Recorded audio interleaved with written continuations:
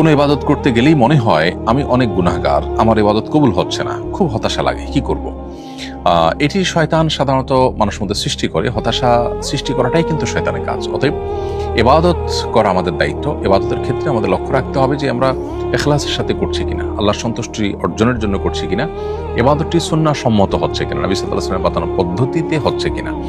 এই দুটি বিষয় যদি নিশ্চিত হয় তাহলে সেক্ষেত্রে লক্ষ্য রাখতে হবে যে আমি এর বিনিময়ে শুধু আল্লাহর কাছে চাই, অন্য কারোর কাছে নয়। ইবাদত কবুলের জন্য 3টি শর্ত আছে: ইমানদার হয়ে ইবাদত করা, এবং সুন্নাহ সম্মত উপায়ে ইবাদত করা, নবীজি যেভাবে বলেছেন ঠিক সেভাবে করা, এবং ইবাদতের বিনিময়ে শুধু আল্লাহর কাছে আশা করা, মানুষকে দেখানোর নিয়ত না করা। তাহলে ইমানদার, সুন্নাহ সম্মত, ইখলাস, এই 3টা জিনিস সহ যদি আপনি কোনো আমল করেন সেটা আল্লাহর কাছে কবুল হবে। অতএব এগুলো এনশিওর করার চেষ্টা আপনি করবেন। এর বাইরে আপনাকে আর এই ইবাদত আদৌ কবুল হচ্ছে কি হচ্ছে না সেটা নিয়ে সংশয় করবার কোনো প্রয়োজন নেই।